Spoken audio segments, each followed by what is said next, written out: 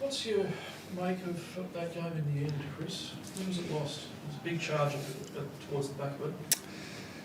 Yeah, I won't start at the end. I'll talk more about what happened in the first three quarters in particular, which was Brisbane just beat us in a contest, I thought. I didn't think it was a complicated game.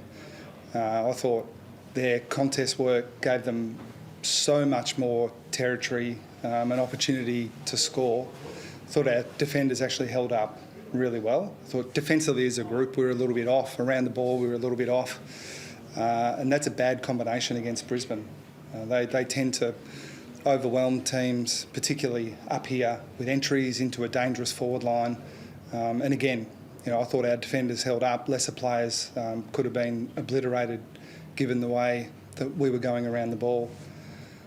We changed a few things, it helped marginally, but I think the point for us, and we've come away in the immediate aftermath, and this might change over the next couple of days, but our sense as a coaching group, and even with some of the senior players, was that we got a lot wrong and didn't play particularly well, but hung in enough to give ourselves a chance to steal it, which is a really good sign. I mean, I've said it for a long, long time with the players I've coached at Geelong. It's such a nice feeling being the coach, knowing that they won't give up. The game is clearly going against us. It was going to be hard work to get back, but they were going to hang in. If there was a little opening, they'd be there to jump through it. So I thought that was a positive. So what was going on with clearances there? We saw obviously in the second half you threw Tom Stewart into a few centre bounces to try to get something happening in there.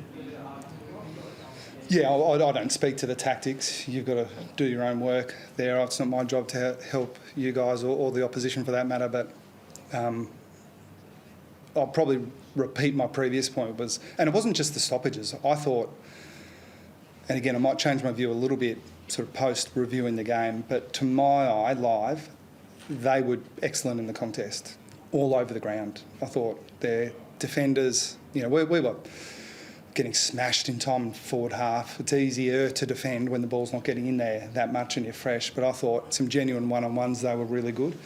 And again, I didn't think it was a complicated game. I just thought that genuine 50-50 balls in the first three quarters, they were a bit too good for us. And look, I just say that as an observation, not as a criticism of our players, because it's been a real strength of ours. And we are very conscious that we don't jump at shadows and overreact to a few bad performances or a bad sort of. I say effort. I don't mean effort in terms of trying. I just mean you're on the wrong side of a contest that we pride ourselves on being pretty good at. So look, I don't come away devastated from the game. That's because I hold the opposition in such high regard, and we were a really good chance to win it if we executed a little bit better late and maybe had a little bit of luck.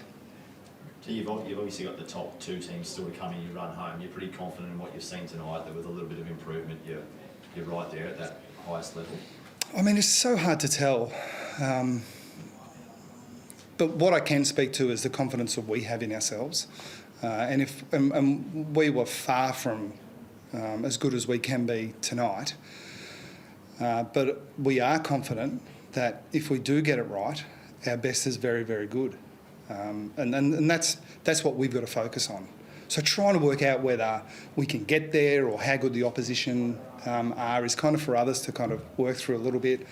My view is that it's just so tight in the competition. If you start looking ahead and trying to work out where you are, you just get distracted. Our job is to get as close to our best as we possibly can and then take on the next team.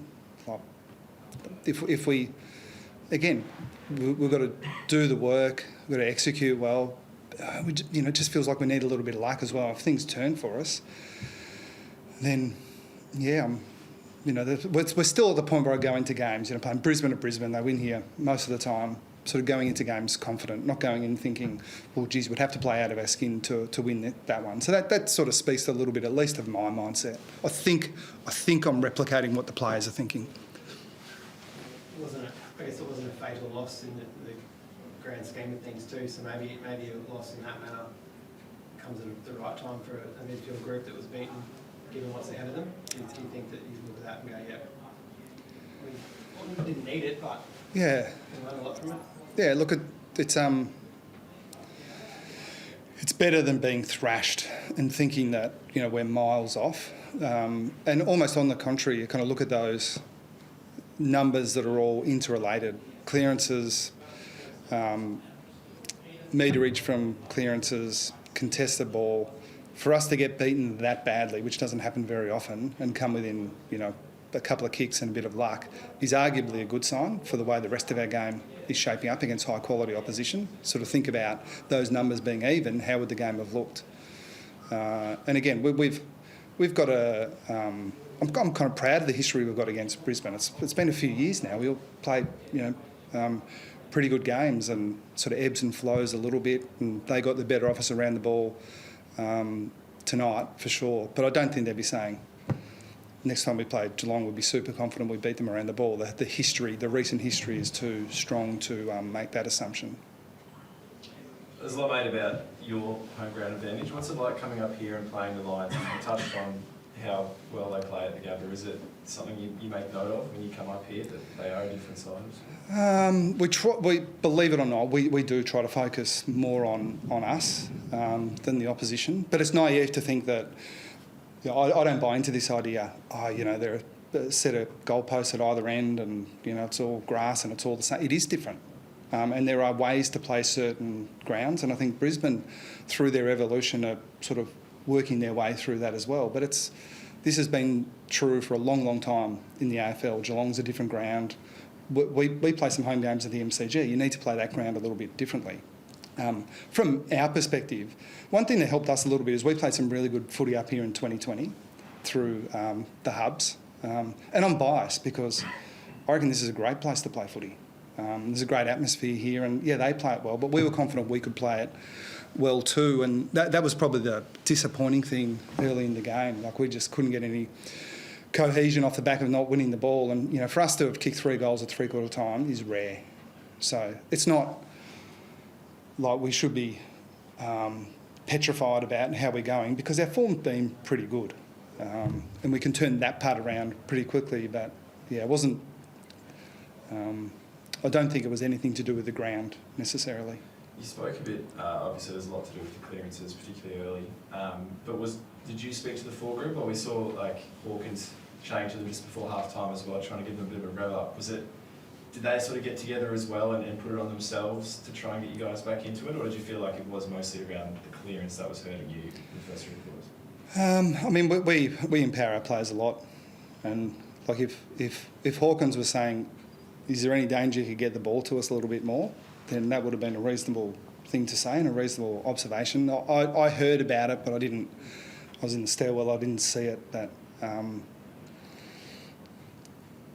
now, well, again, another thing I'm proud of over a long period of time, our players don't turn on each other. So I'm very confident that it would have been more sort of positivity and sort of suggestion rather than. But again, I haven't. What was it? Animated? Was it? Is that the point? It was just sort of. I mean, it looked like he was just trying to say, "Hey guys, like we need to lift that game here." It wasn't. Yeah, right. Yeah. I mean, I've had people say to me, "Gee, you look really animated and aggressive." And if you could actually hear what I was saying, it was, "I love the way you're going, and you're my favourite player." And it's like you can overreact a little bit. Mate, Done.